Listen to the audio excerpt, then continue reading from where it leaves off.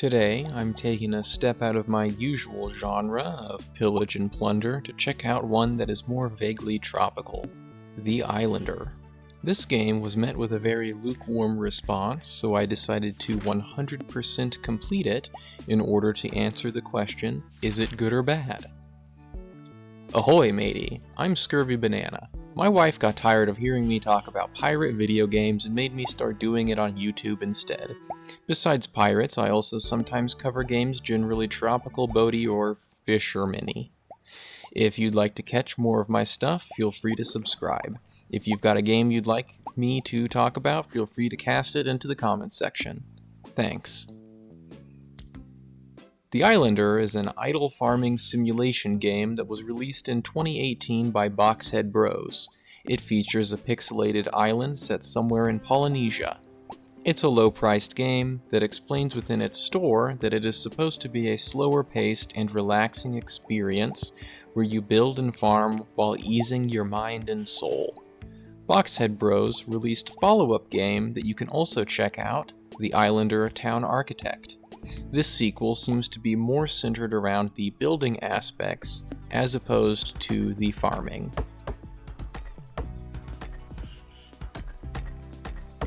The game starts with an option for random or regular island.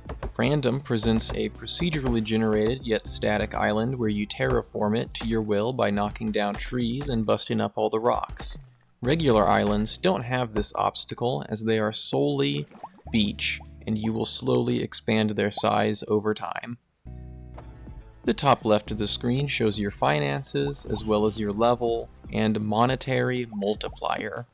At the bottom of the screen, you can look at blueprints to see what is available to be built. Blueprints are directly tied to your overall level, as you will slowly unlock as your level grows. Building decorations will increase the monetary multiplier. After planting some crops, you'll have to wait for them to grow. This can be a tedious process, but after they are done, simply mouse over them with the basket tool to harvest.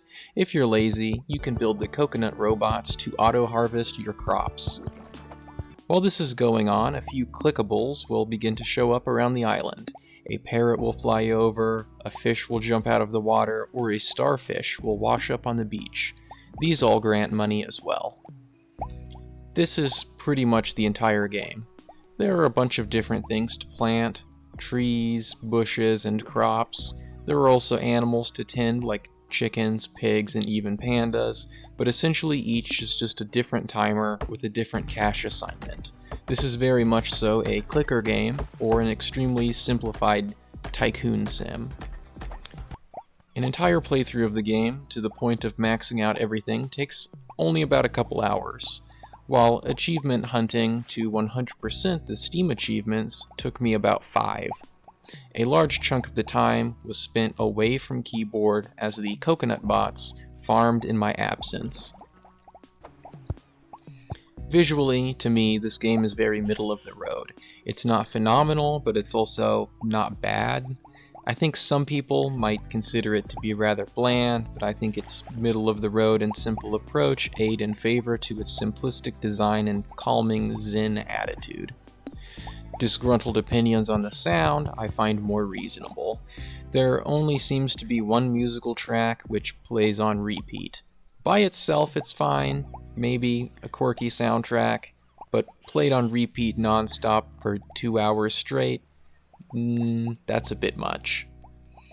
Besides the music, mostly the sounds consist of various soft pops as things are harvested, as well as the general white noise sound of the robonuts helicoptering around.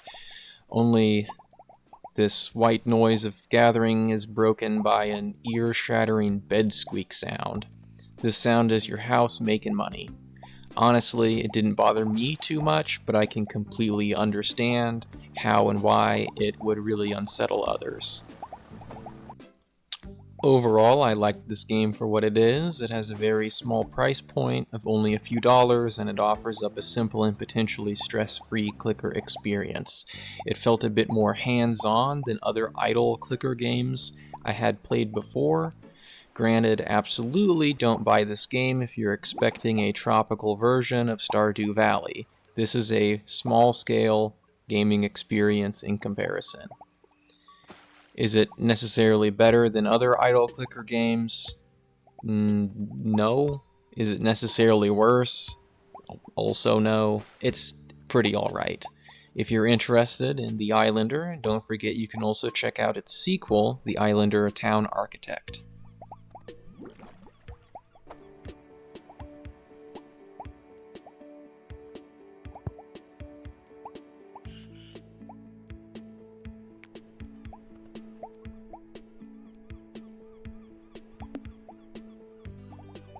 Secret monkey fact. Proboscis monkeys not only look funny with their big noses, but look funny because of their big pot bellies. Their bellies are like this because of their four-chambered stomach that has evolved to digest undigestible vegetation of Borneo. Due to this, they're almost always farting.